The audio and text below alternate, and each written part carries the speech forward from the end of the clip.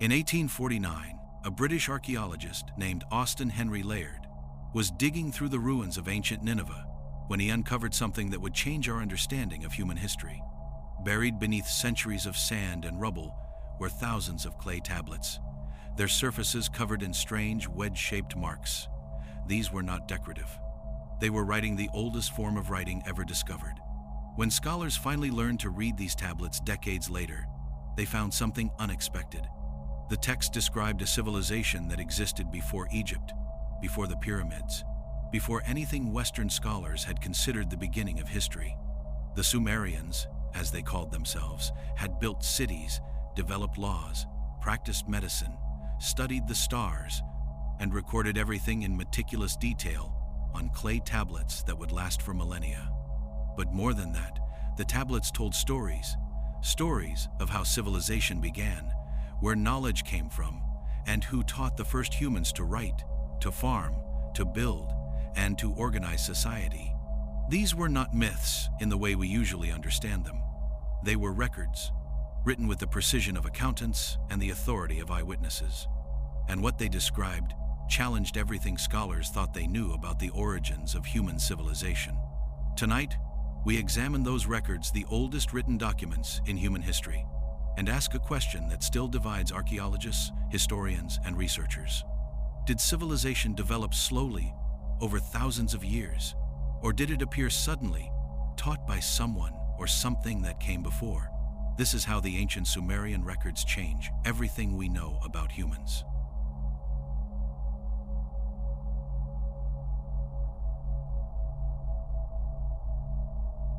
When Austen Henry Layard began excavating the ancient city of Nineveh in 1849, he was looking for proof of the biblical account.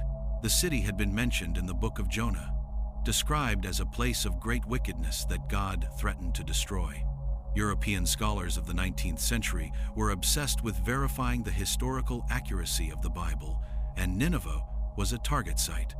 What Layard found exceeded all expectations, not just ruins, but an entire library.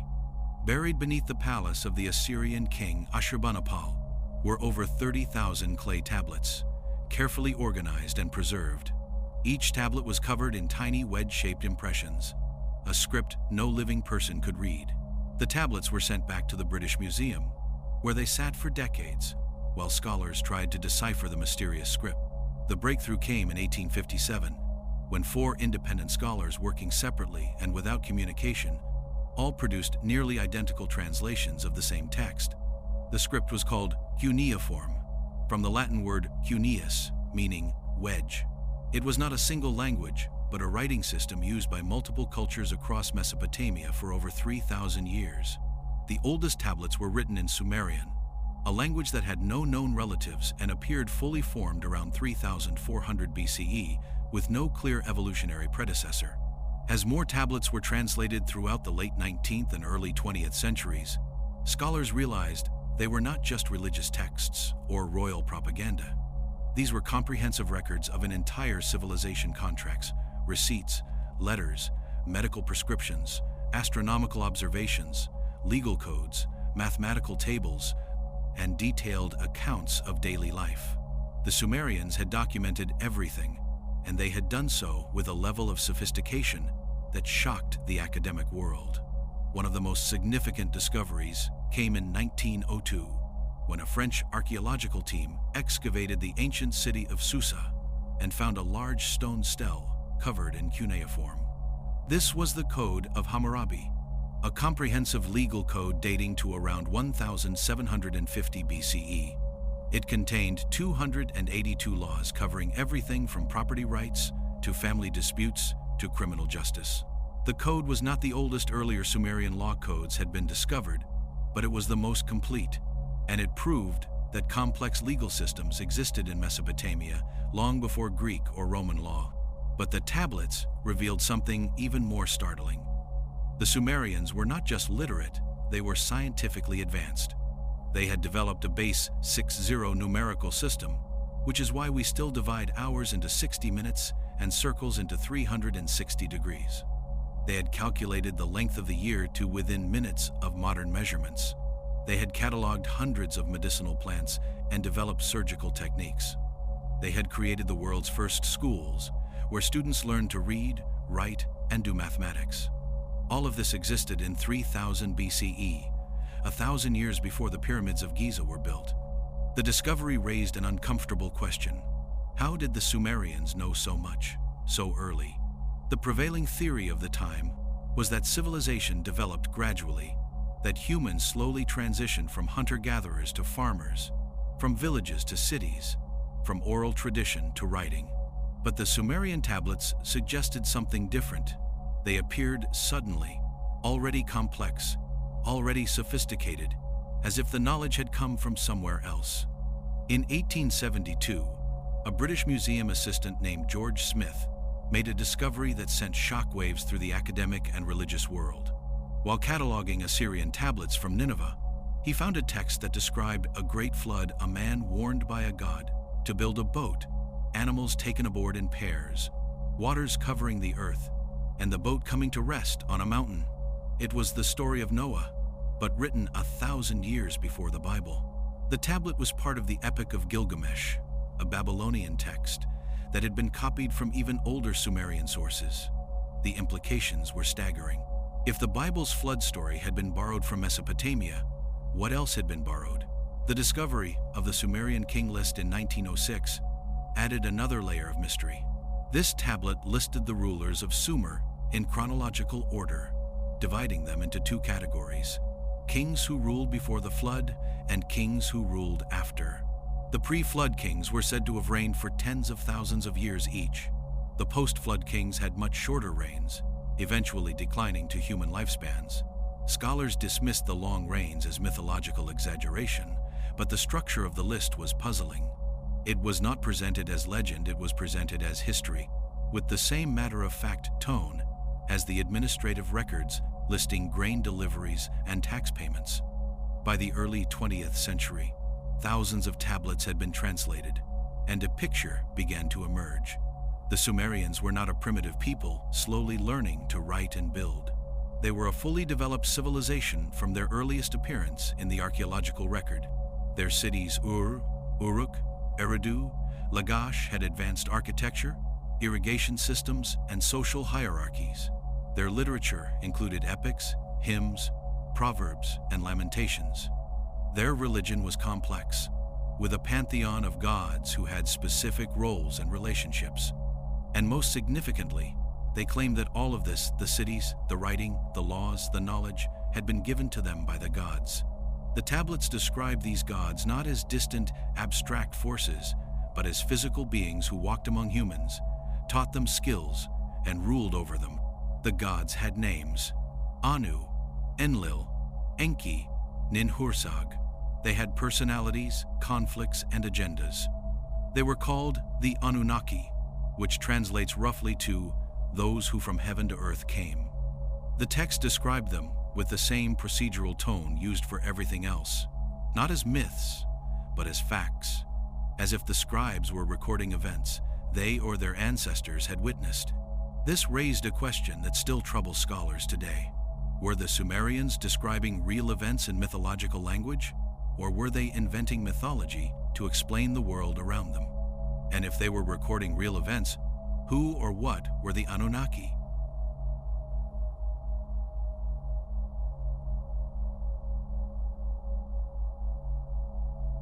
Among the most enigmatic documents recovered from ancient Sumer is a clay tablet known as the Sumerian King List, discovered in 1906 by Hermann Hilprecht during excavations at Nippur. The tablet lists the rulers of Sumer in chronological order, beginning with the phrase, "After the kingship descended from heaven, the kingship was in Eridu." What follows is a detailed genealogy of kings, their cities, and the lengths of their reigns, but the numbers are extraordinary. The King List divides Sumerian history into two distinct eras: before the flood and after the flood. The division is explicit, marked by the line, "The flood swept over." Before the flood, 8 kings are listed, ruling from 5 cities: Eridu, Bad-Tibira, Larak, Sippar, and Shuruppak. The first king, Alulim of Eridu, is said to have ruled for 28,800 years. His successor, Al-Alhar, ruled for 36,000 years. The pattern continues, with each pre-flood king reigning for tens of thousands of years. The total length of the antediluvian period is calculated at 241,200 years. After the flood, the reigns become shorter. The first post-flood king, Gushur, ruled for 1,200 years. Subsequent kings had progressively shorter reigns, 600 years, 420 years, 305 years, until eventually, by the time of the historically verified kings, the reigns match normal human lifespans. The transition is abrupt, as if something fundamental about existence itself had changed. Mainstream scholars interpret the long pre-flood reigns as mythological, a way for ancient scribes to express the immense antiquity and near-divine authority of the earliest rulers. The numbers are seen as symbolic, not literal. Some researchers have suggested they might represent dynasties rather than individual rulers, or that they reflect a different calendar system that has been misunderstood. But the king list was not treated as mythology by those who wrote it. It was copied and recopied across different Sumerian cities for over 1,000 years, always with the same figures. If it were fiction or legend, one might expect variations, embellishments, or regional differences. Instead, the king list is remarkably consistent across multiple copies found in different locations. It was treated as an official historical record, given the same documentary care as tax receipts and legal contracts. What makes the king list even more intriguing is its structure. It does not present the pre-flood kings as gods. They are called kings, not deities. They are mortal rulers, assigned to specific cities, given reign lengths, and listed in sequence, just like the post-flood kings. The text does not say they were immortal or superhuman. It simply states how long they ruled. The implication is that these were real people, or something like people who lived under conditions so different that their lifespans were measured on a scale modern biology cannot explain. This has led to several competing interpretations. The first, held by most academic scholars, is that the numbers are purely symbolic, representing vast stretches of time or cycles of rulership rather than individual lifespans. The second, more speculative view, is that the numbers reflect an actual cultural memory of a different epoch at time when human biology, environmental conditions, or some other factor allowed for drastically extended lifespans. Proponents of the second view point to similar traditions in other ancient cultures. The Hebrew Bible lists 10 patriarchs from Adam to Noah, each with lifespans ranging from 365 years, Enoch, to 969 years, Methuselah. After the flood, the lifespans dropped sharply. Abraham lived 175 years, Moses 120, and subsequent generations progressively less. The pattern mirrors the Sumerian king list exactly: long pre-flood lives, a catastrophic flood, and then a sudden shortening of lifespans. The Hindu Vedas describe yugas, or ages, when human lifespans were vastly extended. The ancient Egyptians also recorded impossibly long reigns for their earliest pharaohs, before the historical dynasties began. Greek mythology speaks of a golden age, when humans lived for centuries. These parallels suggest either a common mythological framework shared across cultures, or a shared memory of an actual epoch that has been preserved in myth. The Sumerian king list also includes a curious detail. It names the cities where each pre-flood king ruled. Eridu, the first city listed, is identified by archaeologists as one of the oldest settlements in Mesopotamia, with occupation layers dating back to around 5,400 BCE. If the king list preserves any historical memory at all, it might be a distorted recollection of the very earliest phases of urban development, compressed and mythologized over millennia. The flood itself is described in multiple Sumerian texts with remarkable consistency. The Eridu Genesis, the Atrahasis, and the later Epic of Gilgamesh all tell the same story. The gods decided to destroy humanity with a deluge, but one god, Enki, warned a righteous man to build a boat and save his family, along with representatives of all living creatures. The dimensions of the boat are given, the materials are specified, and the duration of the flood is listed. After the waters recede, the survivor offers sacrifices, and the gods make a covenant to never again destroy humanity in such a way. Geologists have found evidence of catastrophic flooding in Mesopotamia around 2900 BCE. Sediment layers indicate that several Sumerian cities were submerged simultaneously, with deposits suggesting sudden deep water coverage. This was not a typical river overflow. It was a massive inundation that covered the entire southern Mesopotamian plain.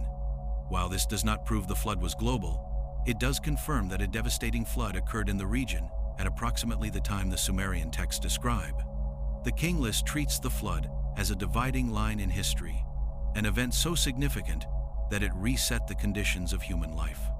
Whether this was a literal global flood, a regional catastrophe that seemed universal to those who experienced it, or a symbolic marker separating mythological time from historical time, remains debated. But the text itself is clear. Before the flood, the world was different. Kings ruled for millennia. After the flood, human life was shortened, and history as we understand it began.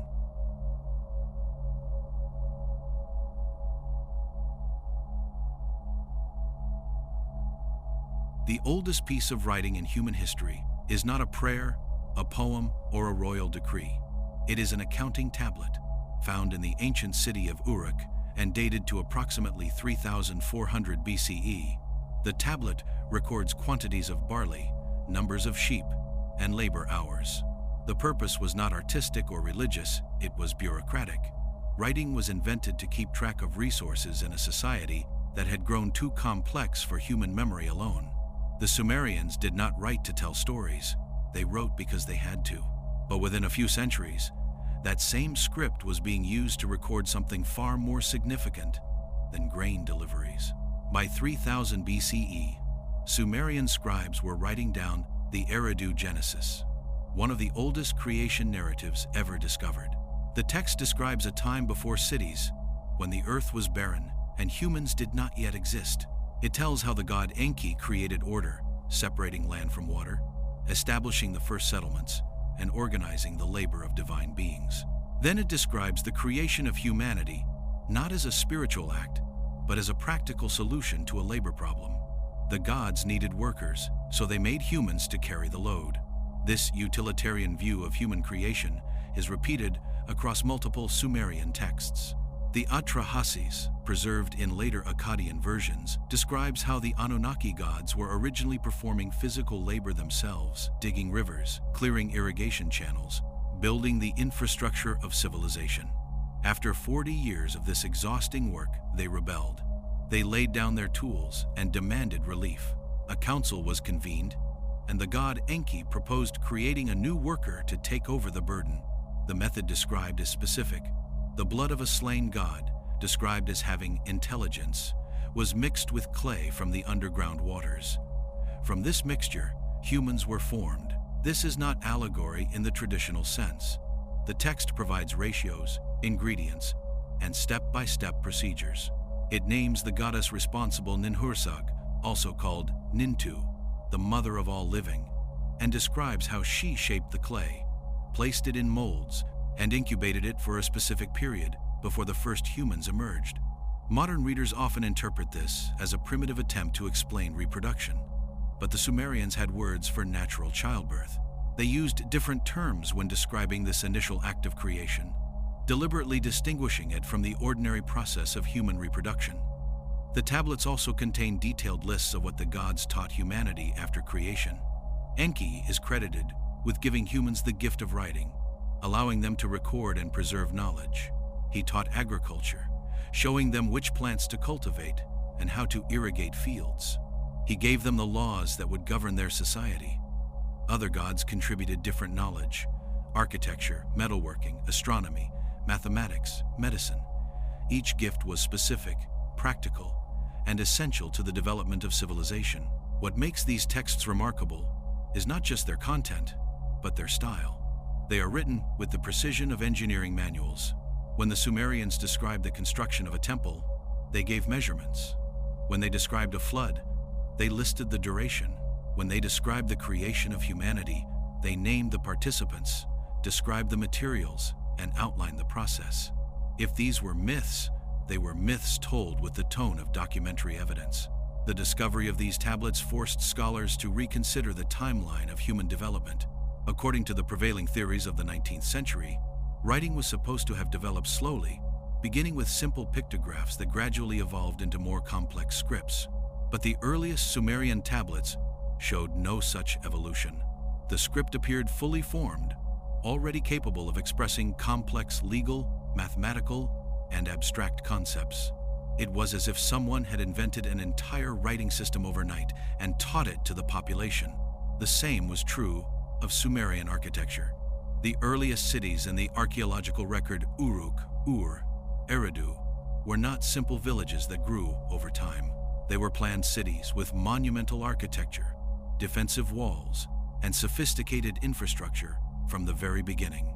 The Great Ziggurat of Ur, built around 2100 BCE but based on earlier designs, was a massive terrace structure that required advanced knowledge of engineering, mathematics, and organization. It was not the work of a primitive society experimenting with building techniques. It was the work of a culture that already knew how to build.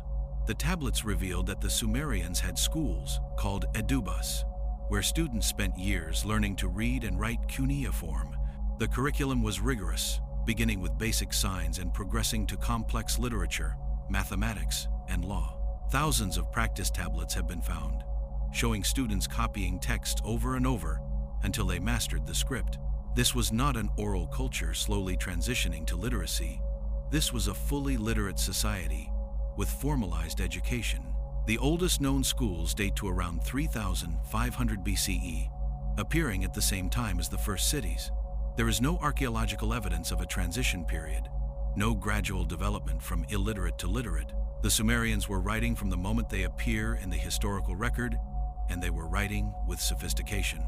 This simultaneity, the appearance of cities, writing, schools, and complex social organization all at once, is what has led some researchers to question the standard narrative of gradual development. It looks less like evolution and more like introduction, as if civilization arrived fully formed rather than developing over millennia. The tablets also contain astronomical knowledge that should not have been possible with the naked eye. The Sumerians knew about planets that cannot be seen without telescopes. They described the solar system with remarkable accuracy, including information about planetary orbits and celestial mechanics. One tablet, known as the planisphere, appears to be a star map showing the position of constellations on a specific date. Some researchers have argued it depicts an astronomical event, possibly a meteor impact or comet, recorded with precision. The base 60 numerical system the Sumerians developed is still used today. We divide hours into 60 minutes, minutes into 60 seconds, and circles into 360 degrees because the Sumerians did. They chose base 60 because it has many divisors, making calculations easier without decimal points. This was not a random choice. It was a mathematically sophisticated decision that suggests a deep understanding of number theory. Medical texts from Sumer describe surgical procedures, pharmaceutical recipes, and diagnostic techniques. One tablet lists over 250 medicinal plants and minerals, along with instructions for their use. Another describes how to set broken bones, treat infections, and perform what appears to be cataract surgery. The level of medical knowledge recorded in these texts rivals that of medieval Europe 3,000 years later. All of this appeared in the archaeological record around 3,400 to 3000 BCE, seemingly overnight. There is evidence of earlier villages and farming communities in Mesopotamia, but the transition from small agricultural settlements to full-scale urban civilization happened remarkably fast. Where did the knowledge come from? How did a people who had been farming in small communities suddenly start building cities, writing complex texts, and practicing advanced medicine? The Sumerians had an answer. The gods taught them. Whether that answer is literal or symbolic remains one of the great debates in archaeology and ancient history.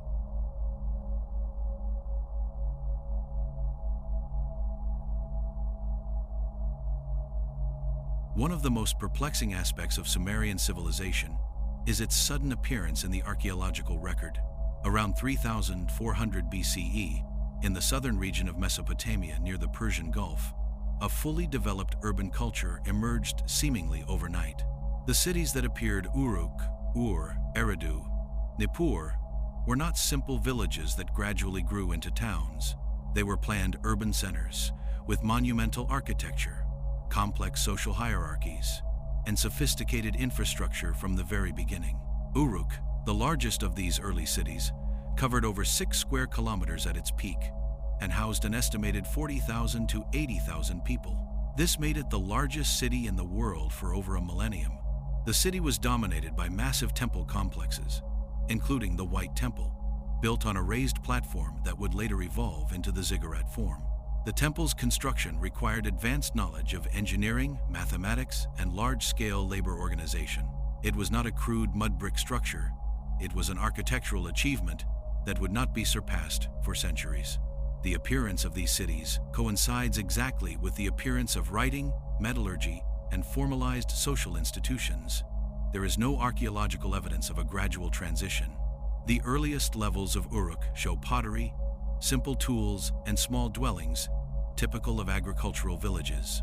Then, in what archaeologists call the Uruk period, roughly 4000 to 3100 BCE, there is a sudden explosion of development. Within a few generations, the site transforms into a massive urban center with temples, administrative buildings, workshops, and defensive walls. This rapid development has led some archaeologists to describe it as the Uruk expansion or the urban revolution. The term revolution is deliberate. It was not a slow evolution, but a dramatic, abrupt transformation.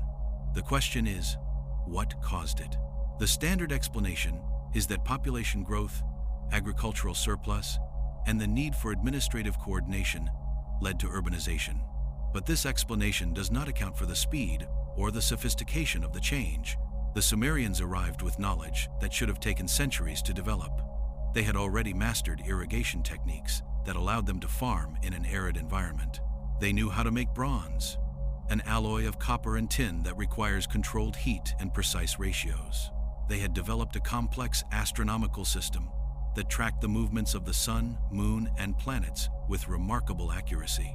And they had invented a writing system sophisticated enough to record all of this information. The standard model of human development suggests that agriculture led to settled communities, which over many generations grew into villages, then towns, then cities. Writing and complex social structures were supposed to develop gradually as populations increased and administrative needs grew.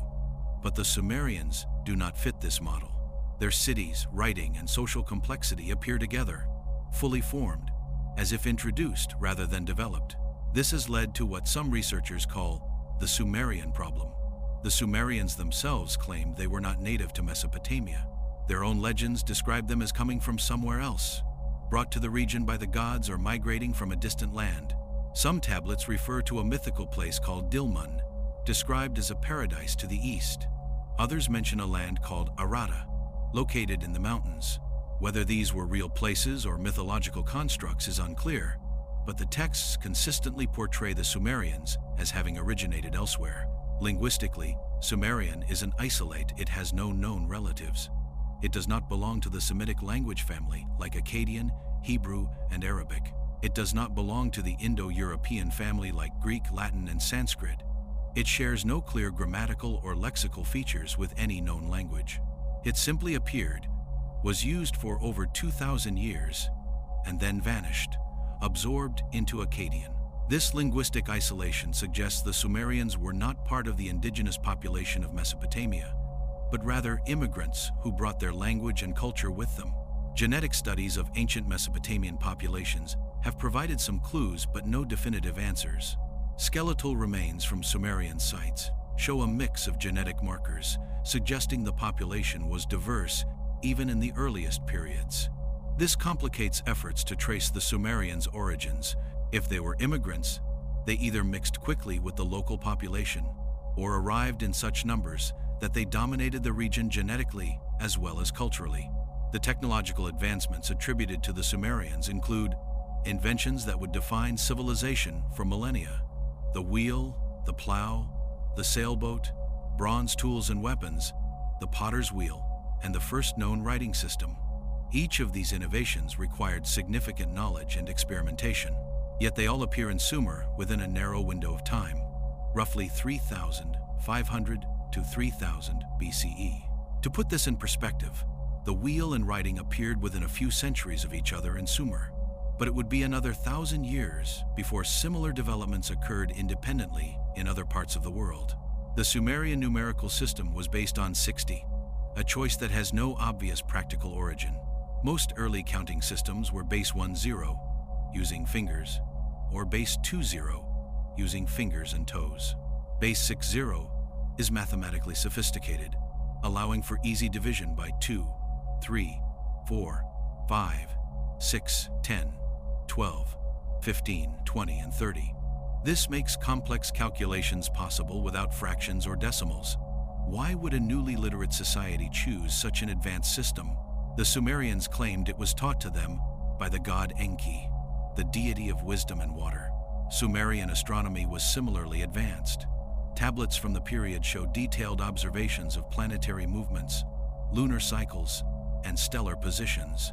The Sumerians knew that Venus appeared as both a morning star and an evening star, and they calculated its cycles with precision. They divided the sky into the zodiac, identifying 12 constellations along the ecliptic. This system, developed around 3000 BCE, is still used in astrology and astronomy today. The tablets also contain what appear to be star catalogs, listing constellations and their positions. Some researchers have argued that these catalogs include knowledge that could not have been obtained through naked eye observation alone. For example, several tablets describe planets beyond Saturn, which is the farthest planet visible without a telescope. How the Sumerians knew about Uranus, Neptune, or other distant bodies remains unexplained by mainstream archaeology. The sudden appearance of Sumerian civilization has led to various theories. The mainstream view is that the development was rapid but not instantaneous, and that earlier phases of development simply have not been found or have been destroyed by the changing course of rivers and millennia of erosion. Proponents of this view argue that the archaeological record is incomplete and that future discoveries will fill in the gaps, showing a more gradual progression. Alternative theories suggest that the Sumerians inherited their knowledge from an earlier, now lost civilization. Some point to the enigmatic site of Göbekli Tepe in modern Turkey, a massive stone temple complex built around 9600 BCE by hunter-gatherers, who supposedly had no writing, no agriculture, and no cities. The existence of Göbekli Tepe proves that sophisticated monumental architecture predates agriculture and urbanization by thousands of years. If hunter-gatherers could build temples, perhaps there were other advanced cultures that left little or no archaeological trace. A more speculative theory, popularized by researchers like Zechariah Sitchin, argues that the Sumerians were taught by extraterrestrial visitors, the Anunnaki described in the tablets. This theory is rejected by mainstream scholars as pseudo-archaeology, based on mistranslations and unfounded assumptions. But it persists in popular culture because it offers an explanation for the sudden appearance of advanced knowledge. It was given to humanity by someone who already possessed it. Whether one accepts the mainstream explanation of rapid indigenous development, the theory of an earlier lost civilization, or the more fringe idea of extraterrestrial contact, the fundamental question remains: how did the Sumerians know so much, so early? And why does their own recorded history insist, repeatedly and consistently, that the knowledge was given to them by the gods?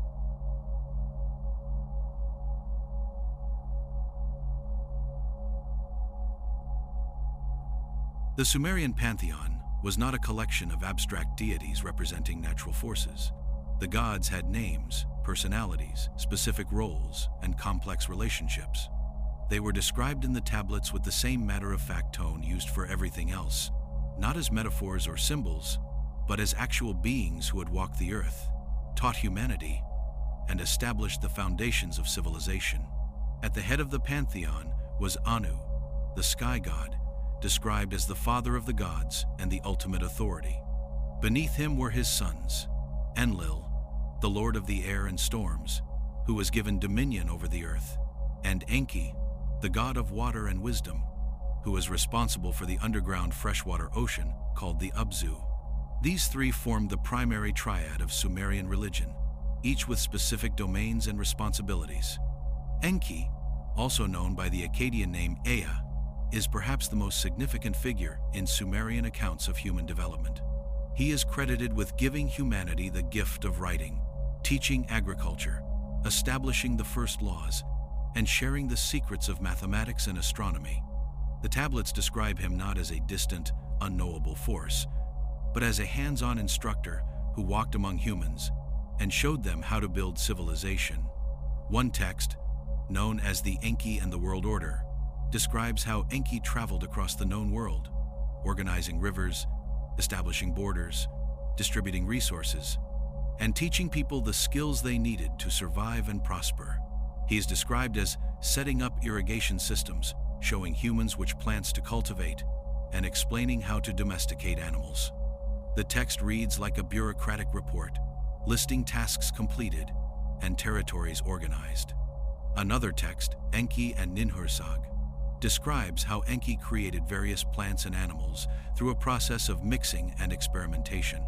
The goddess Ninhursag, described as the mother of all living, assisted him. Together, they shaped the natural world and then created humanity to tend it. The process is described in procedural terms: materials gathered, mixtures prepared, forms shaped, and results observed. This is not poetic language, it is technical description. The Anunnaki, the collective term for these gods, are described in numerous tablets as beings who came down from heaven and established order on earth. The term itself is often translated as those who from heaven to earth came, though some scholars argue for alternative translations like princely offspring or those of royal blood. Regardless of the exact translation, the texts consistently portray the Anunnaki as arriving from somewhere else, not as indigenous spirits of the land. The tablets describe a hierarchy among the Anunnaki. At the top were the great gods Anu, Enlil, Enki, and Ninhursag. Beneath them were 50 or more lesser gods, each with specific responsibilities. Some oversaw agriculture, others metallurgy, others medicine or law. The system resembled a bureaucracy more than a mystical pantheon, with each deity assigned a role and expected to perform it. One of the most intriguing aspects of the Sumerian texts is the concept of the me, often translated as divine decrees or cosmic principles. The me were described as objects or forces that governed specific aspects of civilization: kingship, priesthood, warfare, music, writing, law, and dozens of others. The texts describe how Enki kept the me in his temple in Eridu, under guard, and how other gods occasionally attempted to steal them. In one myth, the goddess Inanna travels to Enki's temple and plies him with beer until he becomes intoxicated. In his drunken state, he gives her over 100 me, which she loads onto her boat and flees with to her city of Uruk. When Enki sobers up and realizes what he has done, he sends monsters to retrieve the me, but Inanna escapes. The story is often interpreted as a myth about the transfer of cultural authority from one city to another, but the language used is curious. The me are described as tangible, transferable objects, not abstract concepts. They are carried, guarded, stolen, and traded. What were the me? Some scholars argue they were purely symbolic, representing cultural knowledge or social institutions. Others note that the tablets describe them with an almost technological language. They are activated, transferred, and used. One researcher has suggested the me might have been physical objects that encoded knowledge, perhaps teaching tools or mnemonic devices used in the temple schools. The Sumerian texts also describe the gods as having human-like needs and limitations. They ate, drank, slept, and grew tired. They could be injured, though they healed quickly. They were not omnipotent or omniscient. They made mistakes, argued among themselves, and sometimes acted out of ignorance or emotion. This depiction is unusual in ancient mythology, where gods are typically portrayed as transcendent beings far removed from human concerns. The Sumerians built massive temple complexes called ziggurats to honor these gods. The ziggurat was a stepped pyramid with a temple at the top where the god was believed to dwell. The structure served as a symbolic mountain, a meeting place between heaven and earth.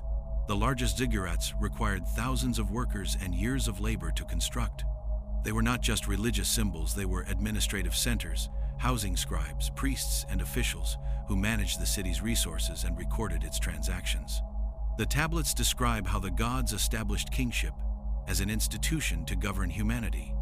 The king was not considered divine in Sumer, as pharaohs were in Egypt, but he was seen as the gods' representative on earth.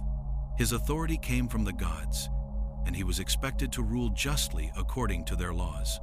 The earliest law codes, including the Code of Ur-Nammu, circa 2100 BCE, and the later Code of Hammurabi, were explicitly presented as divinely inspired.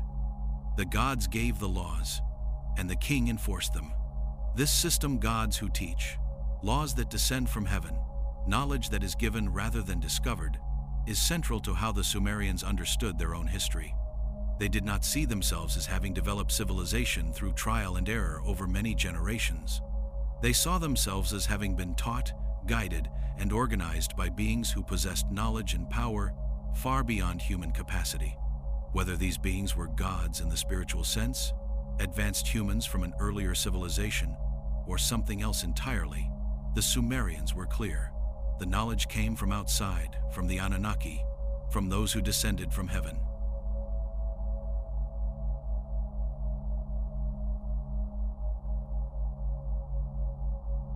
Among the thousands of tablets recovered from Sumerian sites, some contain knowledge that seems impossible for a Bronze Age civilization to possess. These texts describe astronomical phenomena, mathematical concepts, and medical procedures that would not be rediscovered in Europe for thousands of years. While mainstream scholars attribute this to Sumerian ingenuity and careful observation, the breadth and depth of their knowledge raises questions about how it was acquired.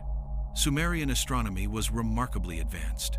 Tablets from Nippur and Uruk contain detailed observations of planetary movements, lunar eclipses, and stellar positions.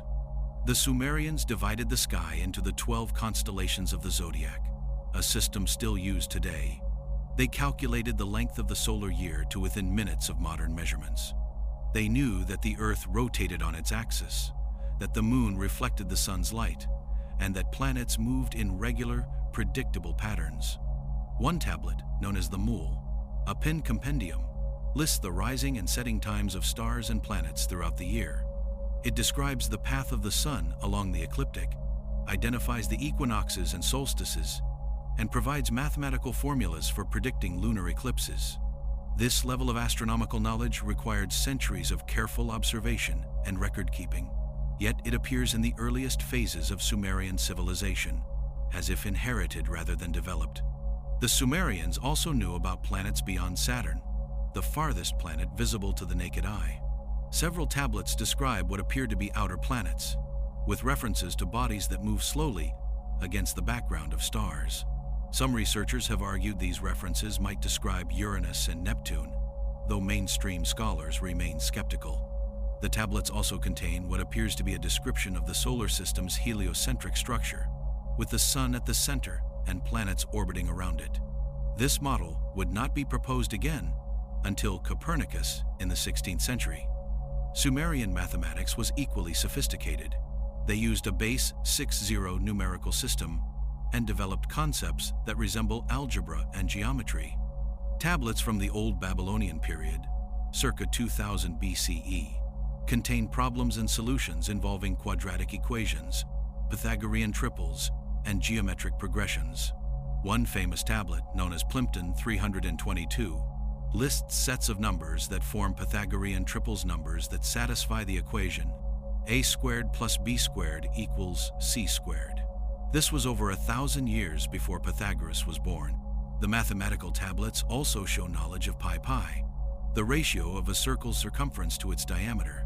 While the Sumerians did not calculate pi to the precision we have today, they used an approximation of 3.125, which is quite close to the true value of 3.14159. They used this knowledge to calculate the volumes of cylinders, the areas of circles, and the dimensions of curved structures.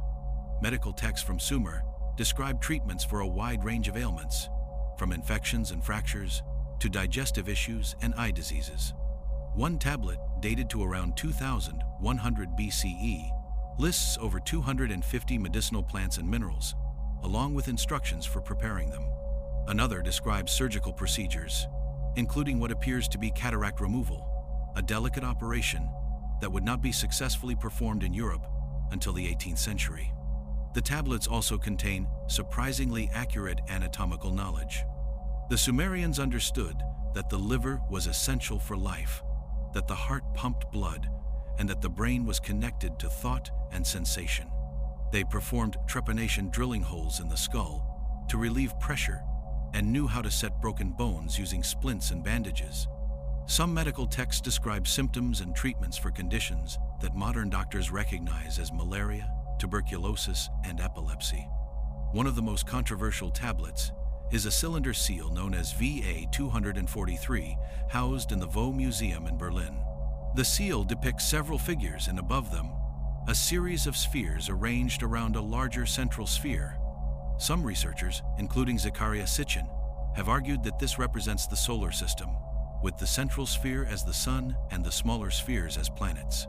Sitchin counted 12 spheres and claimed this proved the Sumerians knew about all the planets in the solar system, plus an additional unknown planet he called Nibiru.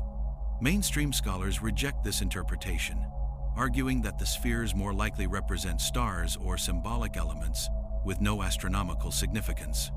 The tablets also contain references to what some interpret as advanced technology. Texts describe boats of heaven and objects that could fly. One tablet speaks of a Shem, a word often translated as name, but which some argue originally meant rocket or flying vehicle. The god Enki is described as traveling in a sky chamber that could cross great distances quickly. Whether these descriptions are literal or metaphorical is hotly debated. Another intriguing text describes the construction of a device called the Ab-Zu, which Enki used to control water. The device is said to have regulated the flow of underground springs and rivers, allowing for irrigation and flood control.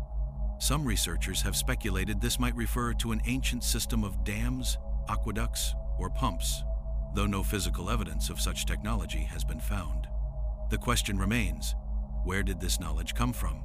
The standard academic answer is that the Sumerians were excellent observers and record keepers who accumulated knowledge over many generations. They watched the sky every night for centuries, noted patterns, and developed mathematical models to predict celestial events. They experimented with plants and minerals, discovering through trial and error which ones had medicinal properties. They dissected animals and observed injuries, gradually learning anatomy and physiology.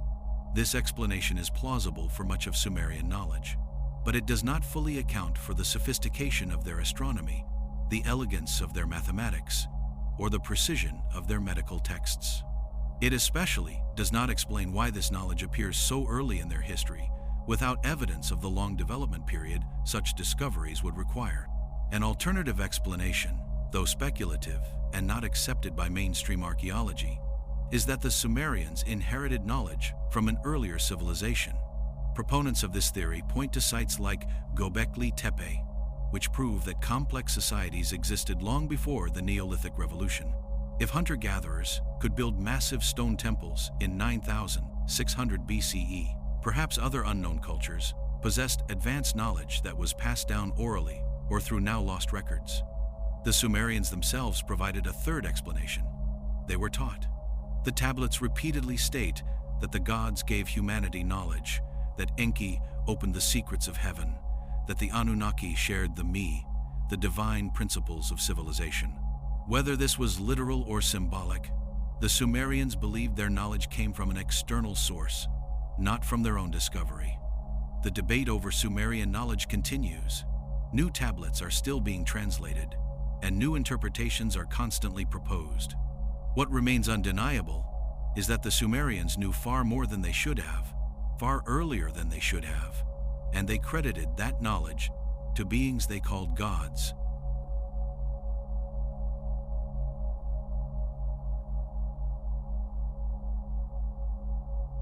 The question of how to interpret the Sumerian tablets has divided researchers for over a century. Mainstream archaeology and ancient history treat the texts as a mix of mythology, propaganda, and historical records that must be carefully analyzed to separate fact from fiction. But a growing number of alternative researchers argue that the tablets should be taken more literally, that the Sumerians were describing real events using the best language and concepts available to them.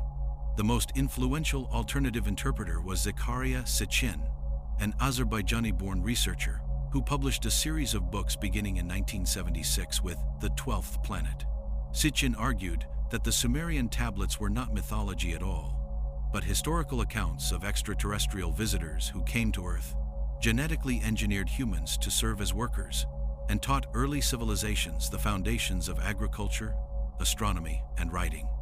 He identified these visitors as the Anunnaki, beings from a planet he called Nibiru, which he claimed had an elliptical 3,600-year orbit around the Sun. Sitchin's theories were based on his own translations of Sumerian cuneiform, which he claimed revealed details that mainstream scholars had overlooked or misinterpreted. For example, he translated the Sumerian word dingir, usually rendered as God, as meaning those who from heaven came. He argued that references to celestial boats and flying objects in the tablets were literal descriptions of spacecraft.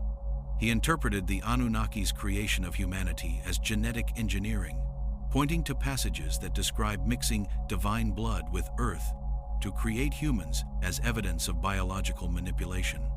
Mainstream scholars harshly criticized Sitchin's work. His translations were deemed inaccurate, his methodology flawed, and his conclusions unsupported by evidence. Professional Assyriologists pointed out numerous errors in his reading of cuneiform signs and his understanding of Sumerian grammar. His astronomical claims about Nibiru were also debunked. There is no evidence of a large planet with such an orbit, and the mechanics of such a system would violate known laws of celestial dynamics. Despite the academic rejection, Sitchin's books sold millions of copies and inspired a generation of alternative researchers. His central claim that ancient texts might be describing literal events rather than myths resonated with readers who felt that mainstream archaeology was too quick to dismiss ancient accounts as primitive superstition. The idea that humanity's sudden leap to civilization might have been assisted by advanced beings, whether extraterrestrial or from a lost earlier civilization, offered an explanation for the mysteries that conventional theories struggled to address. Other researchers have built on or diverged from Sitchin's work. Graham Hancock, in books like Fingerprints of the Gods and Magicians of the Gods, has argued for the existence of an advanced prehistoric civilization that was destroyed by a cataclysm at the end of the last ice age. Hancock suggests that survivors of this civilization traveled the world, teaching primitive peoples agriculture, astronomy, and architecture. He points to the sudden appearance of civilization in multiple locations: Sumer, Egypt, the Indus Valley, and ancient China, as evidence that these societies inherited knowledge from a common source. Hancock's theory differs from Sitchin's in that it does not invoke extraterrestrials. Instead, he proposes a human civilization that existed before recorded history, one that possessed advanced knowledge but left few physical traces due to rising sea levels that submerged coastal areas at the end of the Ice Age. He argues that myths of a global flood found in cultures worldwide are cultural memories of this cataclysm. Another researcher, Andrew Collins, has focused on the role of a shamanistic or priestly class in preserving and transmitting ancient knowledge. Collins suggests that certain individuals in ancient societies possessed esoteric knowledge passed down through secret traditions. He argues that the Sumerian priests, the Egyptian priesthood, and the builders of sites like Göbekli Tepe were all part of a network that preserved pre-civilizational wisdom. The mainstream academic response to these alternative theories has been largely dismissive. Archaeologists argue that the evidence for a lost advanced civilization is lacking, that the similarities between ancient cultures can be explained by independent development, and that the mysteries alternative researchers highlight are often based on misunderstandings of archaeology or exaggerations of what the evidence actually shows. However, some mainstream scholars have acknowledged that certain aspects of ancient civilization remain poorly understood. The rapid development of Sumerian cities, the sudden appearance of complex writing systems, and the sophisticated knowledge encoded in ancient texts do present challenges to the standard model of gradual development. While most archaeologists remain skeptical of lost civilizations or ancient astronauts, there is growing recognition that our understanding of prehistory is incomplete and that significant discoveries may still be waiting. One area where mainstream and alternative research has found common ground is the impact of climate change on early civilizations. The Younger Dryas period, circa 10,800 to 9,600 BCE, saw rapid climate fluctuations that likely disrupted human societies. The subsequent warming and stabilization of the climate created conditions favorable for agriculture and settled communities. Some researchers have suggested that the knowledge accumulated during earlier periods, when climate was harsher and resources scarcer, might have been preserved and applied once conditions improved, leading to the rapid development of civilizations like Sumer. The debate over how to interpret the Sumerian tablets continues. New translations are published regularly, and each one refines our understanding of what the Sumerians actually wrote.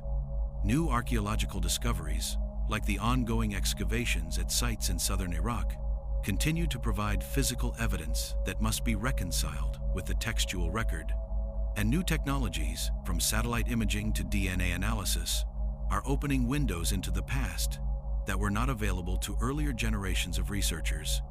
What remains clear is that the Sumerian tablets are not simple myths or primitive legends. They are complex texts that encoded real knowledge about astronomy, mathematics, law, and human society. Whether that knowledge was developed independently, inherited from an earlier culture, or taught by beings the Sumerians called gods, the tablets have changed how we understand the origins of civilization. They have forced scholars to reconsider timelines, question assumptions, and acknowledge that the ancient world was far more sophisticated than once believed.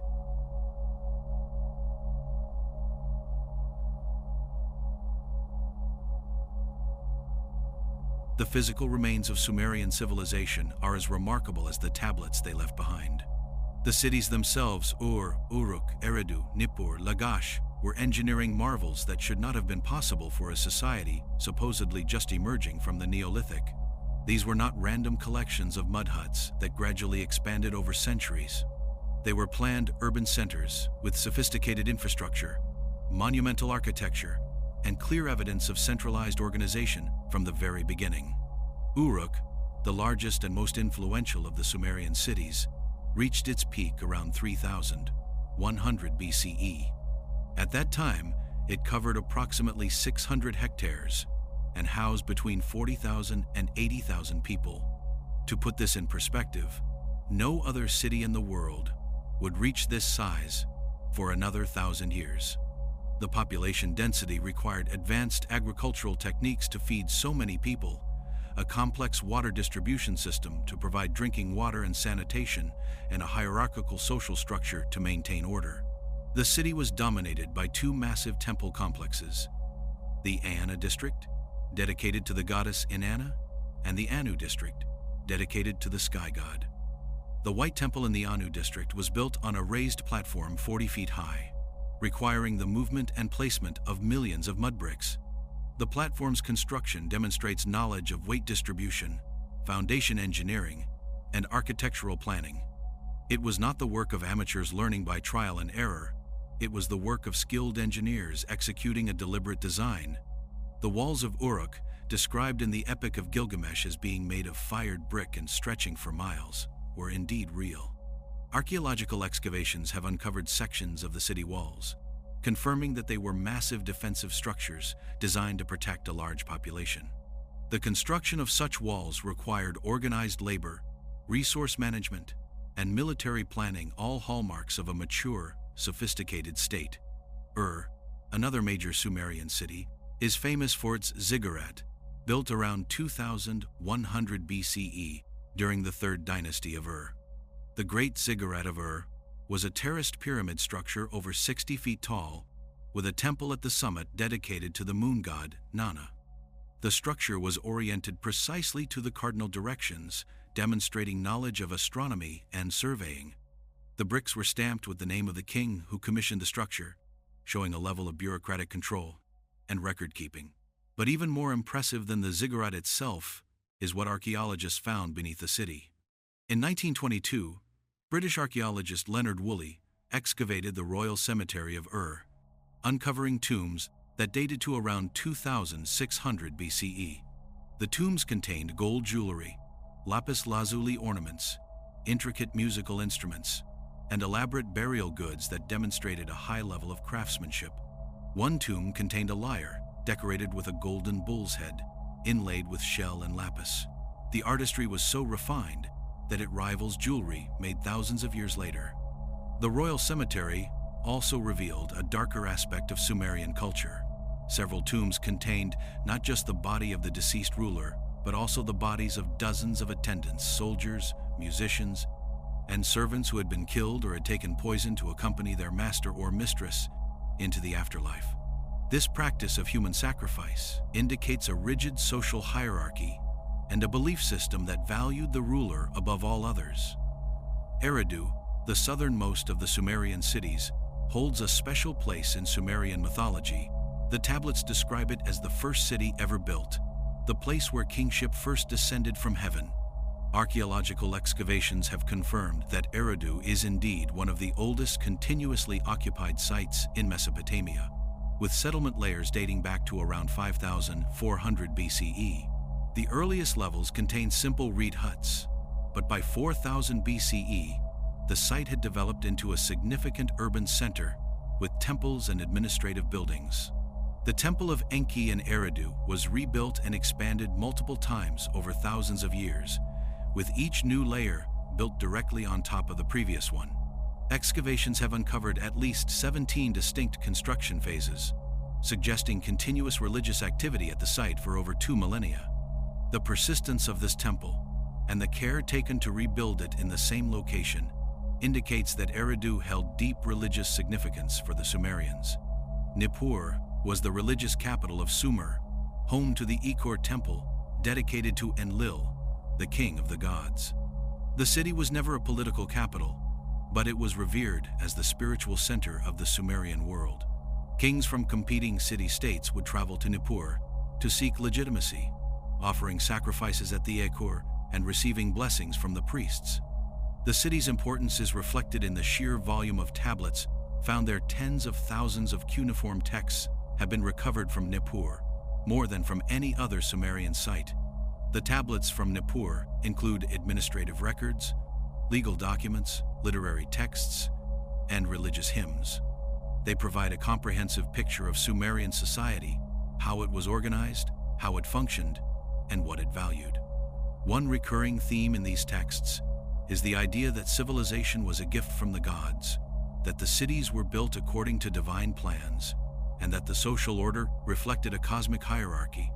The archaeological evidence supports the tablets' claims of sophisticated urban planning.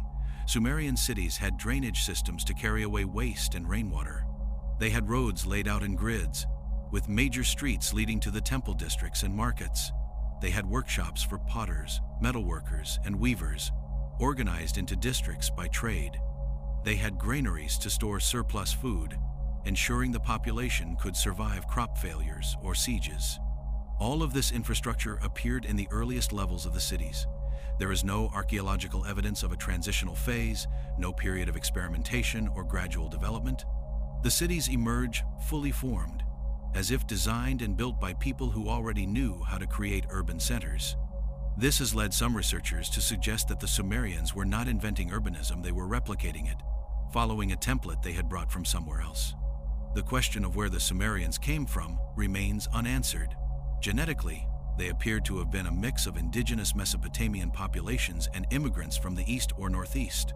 Linguistically, their language has no known relatives. Culturally, they seem to have appeared with a fully developed civilization.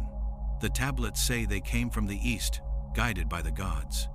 Archaeology has not yet confirmed or refuted this claim. What is clear is that the Sumerians built cities unlike anything seen before.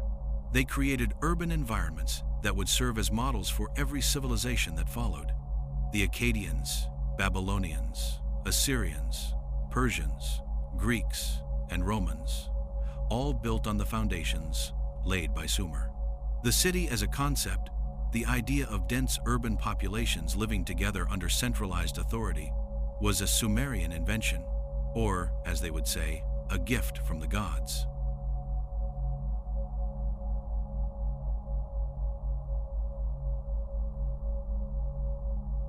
The Sumerian tablets represent the oldest extensive written records in human history. They are not scattered fragments or isolated inscriptions. They are a comprehensive library documenting every aspect of an entire civilization. Over 500,000 cuneiform tablets have been recovered from Mesopotamia, and scholars estimate that hundreds of thousands more remain buried, waiting to be excavated. Of those already found, only a fraction have been fully translated and published. The vast majority sit in museum storage, their contents still unknown. What makes the Sumerian record unique is its breadth and consistency. The same stories, the same gods, the same historical claims appear across multiple cities, copied and recopied over centuries. The Sumerian king list exists in at least 16 different versions from different sites, and while there are minor variations, the core content remains identical. The creation myths appear in multiple tablets from different periods, always with the same basic structure. The astronomical and mathematical texts show a consistency that indicates a shared body of knowledge passed down through generations. This consistency suggests that the Sumerians were not making things up as they went along. They were recording information they believed to be true, information that had been standardized and preserved through an educational system that trained scribes to copy texts accurately. The importance the Sumerians placed on record-keeping cannot be overstated. They wrote on clay tablets because clay, once fired, is nearly indestructible. They created libraries and archives to store these tablets. They developed a class of professional scribes whose job was to maintain and copy the records. They wanted their knowledge to endure.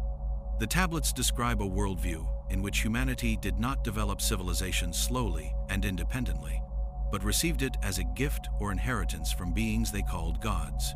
The Anunnaki were not abstract spiritual concepts. They were individuals with names, personalities, and specific roles.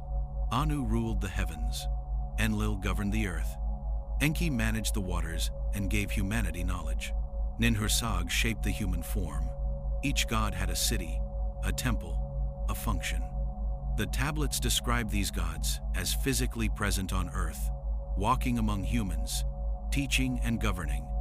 They are credited with giving humanity writing, agriculture, law, astronomy, mathematics, medicine, and the organizational structures that allow civilization to function. The Sumerians did not claim to have invented these things, they claim to have been taught them. This poses a fundamental question. Should we take the Sumerians at their word? When they say the Anunnaki came from the sky, should we interpret that literally or symbolically? When they describe the creation of humanity through a mixture of divine and earthly elements, are they describing genetics or mythology? When they list kings who ruled for thousands of years before a great flood, are they recording distorted memories of an earlier epoch, or inventing legends to legitimize their rulers? Mainstream archaeology leans towards symbolic and mythological interpretations. The gods represent natural forces. Enlil is the storm. Enki is the life-giving water. Inanna is the fertility of the land. The creation myths encode social and political relationships, explaining the hierarchy of gods as a mirror of the hierarchy of cities. The long-lived pre-flood kings are legendary figures, symbols of an idealized past that never existed. But this interpretation struggles to explain the specificity of the texts. Why name 8 specific pre-flood kings if they are purely symbolic? Why give precise reign lengths if the numbers are meaningless? Why describe the creation of humanity with procedural detail if the process is meant to be metaphorical? The Sumerians wrote technical manuals for everything else: agriculture, architecture, medicine, law. Why would they suddenly switch to pure allegory when describing their own origins? An alternative reading is that the Sumerians were describing real events using the conceptual framework available to them. If an advanced group of people, whether from an earlier human civilization, a different region, or another origin, entirely arrived in Mesopotamia, and taught the local population how to farm, build, write, and organize into cities. How would those people be described? In a pre-scientific world, beings with superior knowledge and technology would naturally be called gods.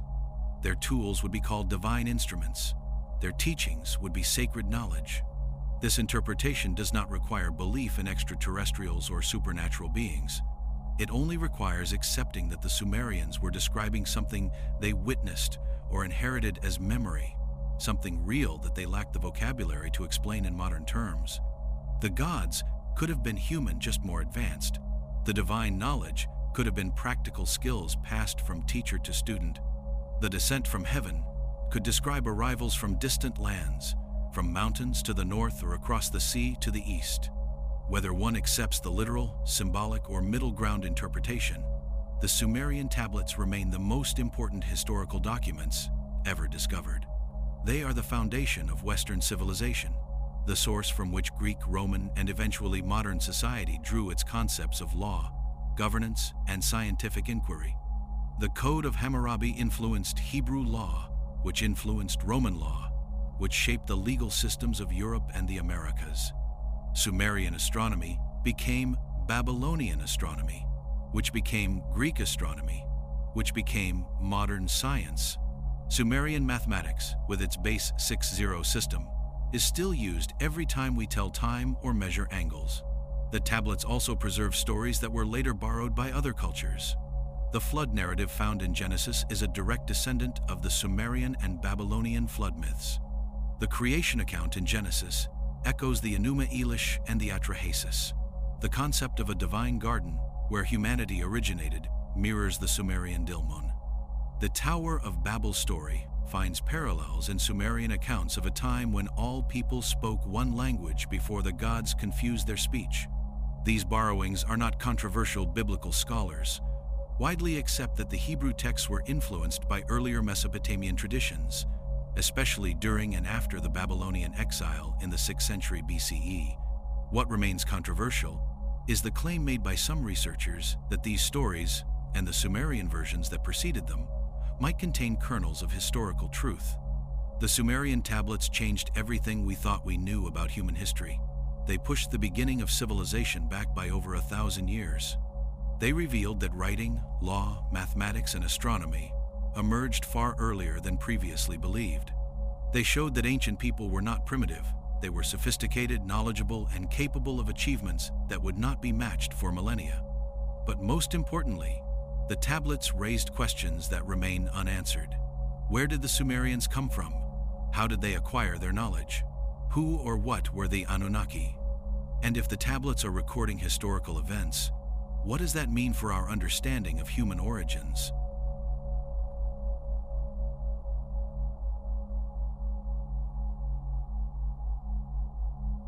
Over a century and a half has passed since the first Sumerian tablets were deciphered, and the mystery of their origin has not been solved. Every new discovery, every newly translated text, every archaeological excavation adds pieces to the puzzle, but the complete picture remains elusive. The Sumerians themselves claimed their civilization was a gift from the gods, that knowledge descended from heaven, that beings called the Anunnaki established order on earth and taught humanity everything it needed to survive and prosper. Whether this claim is myth, memory, or something in between, continues to divide researchers. What is undeniable is that the Sumerian record changed how we understand human history. Before the tablets were translated, scholars believed that civilization developed slowly, that writing emerged gradually from simple pictographs, that cities grew organically from villages over many generations. The Sumerians proved this model wrong. Their civilization appeared suddenly, fully formed, with cities, writing, laws, and advanced knowledge from the very beginning. This does not fit the standard narrative of gradual human development. The tablets also revealed that ancient people were far more sophisticated than once believed. The image of primitive, superstitious ancients was replaced by evidence of careful observers who studied the sky, developed complex mathematics, practiced advanced medicine, and organized their societies with legal codes that rival modern law in their comprehensiveness. The Sumerians were not simple, they were brilliant. and their achievements laid the foundation for every civilization that followed. The question that remains is, how? How did the Sumerians accomplish so much so early? Three main theories have emerged. The first, held by most mainstream scholars, is that the Sumerians were simply exceptional, a culture that developed rapidly due to favorable environmental conditions, population growth, and the accumulated knowledge of earlier generations.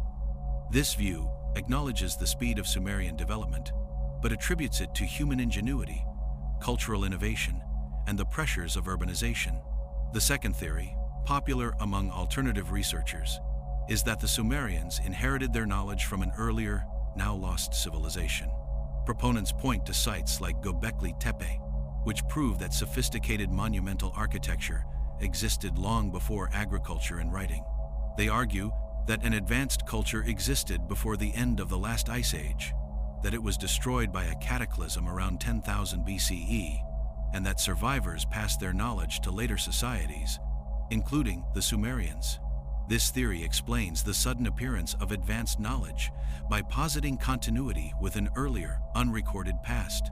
The third theory, the most speculative and controversial, is that the Sumerians were taught by non-human intelligences, either extraterrestrials, as Sitchin claimed, or some other advanced beings. This interpretation takes the Sumerian texts at face value, treating the Anunnaki as literal visitors from the sky who descended to Earth, taught humanity, and then departed. While this view is rejected by mainstream academia, it persists in popular culture because it offers a straightforward explanation for the mysteries. Advanced knowledge appeared suddenly because it was given by someone who already possessed it. Each theory has strengths and weaknesses. The mainstream view is supported by the archaeological evidence of gradual population growth and technological development in Mesopotamia before the Uruk period. It does not require invoking lost civilizations or extraterrestrial, but it struggles to explain the speed and sophistication of Sumerian development, the sudden appearance of writing, and the advanced astronomical and mathematical knowledge encoded in the earliest tablets. The lost civilization theory is appealing because it explains the sudden appearance of knowledge as inheritance rather than invention. It accounts for the similarities in flood myths, astronomical knowledge, and architectural techniques across distant cultures, but it lacks physical evidence. No ruins of such a civilization have been found, though proponents argue that rising sea levels at the end of the Ice Age would have submerged coastal areas where such a civilization might have existed. The extraterrestrial theory is the most difficult to evaluate because it is, by nature, untestable. If advanced beings visited Earth in prehistoric times and then left, they would presumably have taken their technology with them, leaving only stories and knowledge as evidence. The theory relies heavily on interpreting ancient texts as literal descriptions of technology rather than metaphorical language. While this approach has yielded some intriguing observations, it also requires accepting premises like the existence of interstellar travel and non-human intervention in human history that cannot be proven or disproven with current evidence. What all three theories share is an acknowledgement that something unusual happened in Sumer. The civilization that emerged in Mesopotamia around 3400 BCE was unlike anything that came before it. It was not a village that grew into a town that grew into a city. It was a sudden flowering of urban culture, complete with writing, law, monumental architecture, and advanced knowledge. This anomaly demands explanation, and the explanation one chooses often depends more on philosophical assumptions than on evidence alone. The Sumerian tablets will continue to be studied, debated, and reinterpreted for generations to come. New excavations in Iraq are finding new tablets. Advances in technology are allowing scholars to read texts that were previously illegible. Satellite imagery is revealing ancient sites that have never been excavated. Each discovery adds to our understanding, but each also raises new questions. Perhaps the most important lesson of the Sumerian tablets is humility. For thousands of years, Western scholars assumed that civilization began with Greece and Rome, that everything before was primitive and barbaric. The discovery of Sumer shattered that assumption. Now we know that advanced civilizations existed thousands of years before the Greeks, that writing, law, and science were already ancient when Homer composed the Iliad. If we were wrong about the Sumerians for so long, what else might we be wrong about? What other ancient peoples might have possessed knowledge we have not yet recognized? What other records might be waiting to be discovered, translated, and understood? The Sumerian tablets changed everything we thought we knew about human history.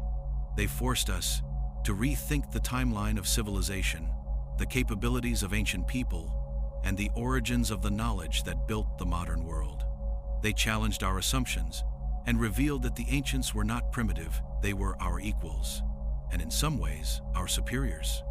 Whether they developed their knowledge independently, inherited it from an earlier age, or received it from beings they called gods, the fact remains, the Sumerians knew things they should not have known, and they wrote it all down so we would remember. The record is there, carved in clay, preserved for millennia, waiting to be read. What it means, and what it reveals about our own origins, remains the greatest mystery of all.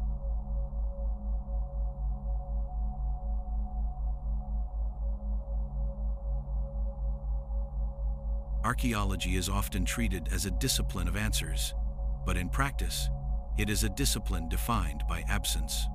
What we know about the ancient world is shaped not only by what has been found, but by what has survived long enough to be found at all. Stone endures, clay hardens, bone persists under certain conditions, wood rots, textiles vanish, entire settlements can dissolve into soil, leaving behind only faint traces that resist interpretation. When applied to the problem of Sumer's origins, these limitations become impossible to ignore. Southern Mesopotamia is one of the most difficult environments in the world for long-term preservation. The region's river systems have shifted repeatedly over thousands of years, burying some sites beneath layers of sediment, while erasing others entirely. Seasonal flooding altered landscapes, redistributed soil, and dismantled structures built from mud brick, the primary construction material of early Mesopotamian communities. Unlike stone architecture, mud brick leaves little behind, once exposed to centuries of water, heat, and reuse. Walls dissolve, foundations blur, distinctions between occupational layers fade. This creates a fundamental problem. If early developmental stages of Sumerian civilization existed, but were built using perishable materials, they may no longer be archaeologically visible. What appears to be a sudden emergence could instead be the moment when durable evidence begins to survive, rather than the moment when complexity truly began. Archaeology, in this sense, records preservation thresholds as much as historical events. Compounding this issue is the practice of rebuilding. Mesopotamian cities were often constructed atop earlier settlements, layer upon layer, forming mounds known as tells. Each generation reused materials from the previous one. Bricks were dismantled and reformed. Foundations were leveled and repurposed.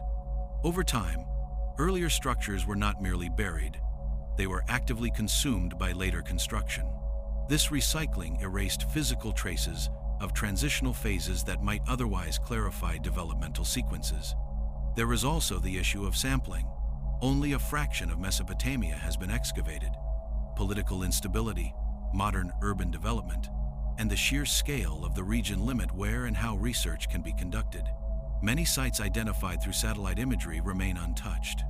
Others were excavated in the early 20th century using methods that prioritized artifact recovery over stratigraphic precision. In those cases, valuable contextual information was lost before modern standards could be applied. Even when sites are excavated carefully, interpretation remains uncertain. Archaeology does not record ideas directly. It records objects, structures, and spatial relationships. From these, scholars infer social organization, technological capability, and intellectual frameworks. But inference depends heavily on assumptions.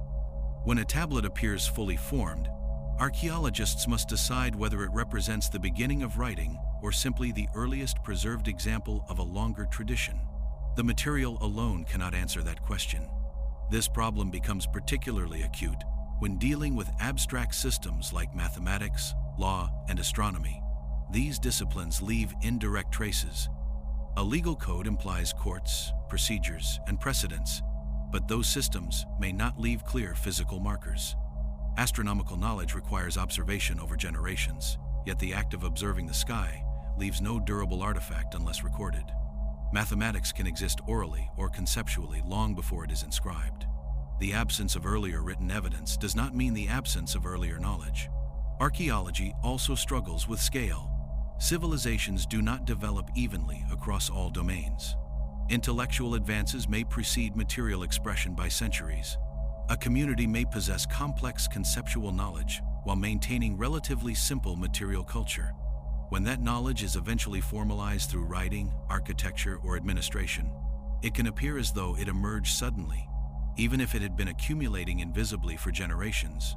This creates a distorted timeline. What we see in the archaeological record is not the beginning of complexity, but the moment complexity intersects with durable material forms.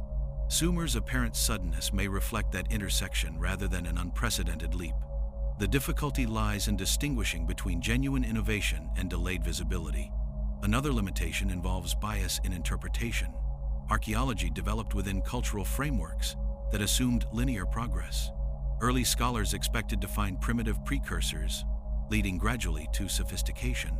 When Sumer did not conform to this expectation, it was labeled anomalous. But anomaly depends on expectation.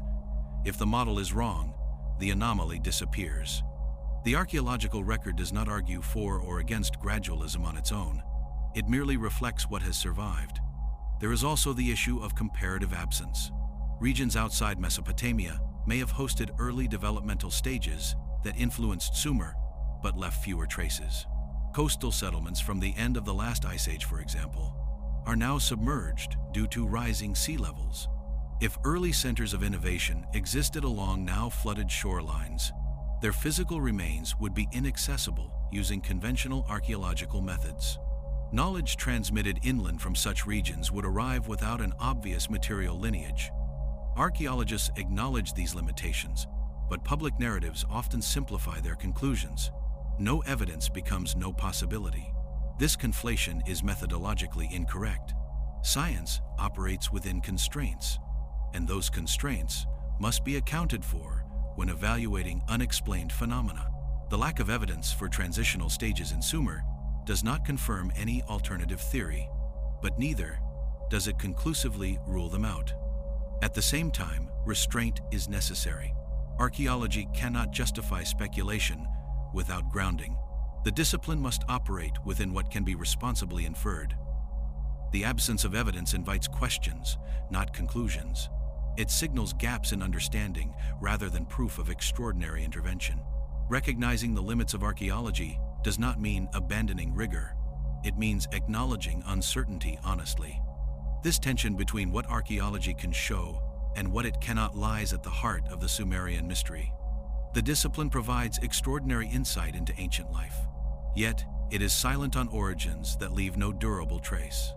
It can describe what appears, but it struggles to explain how it came to be when the path leading there has eroded. The Sumerians themselves were acutely aware of preservation. They wrote on clay precisely because it endured. Their records survive where earlier traditions may not. This creates an asymmetry in the historical record, where Sumer appears as a beginning simply because it is the earliest point at which information becomes permanent. Earlier cultures may have existed, thought deeply, and organized complex societies without leaving behind records capable of surviving millennia. Archaeology, for all its strengths, cannot fully bridge this asymmetry.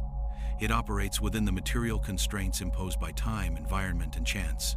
When applied to Sumer, it reveals a civilization of remarkable sophistication, but it cannot definitively trace the origins of that sophistication beyond the point where physical evidence fades. This does not diminish archaeology's value.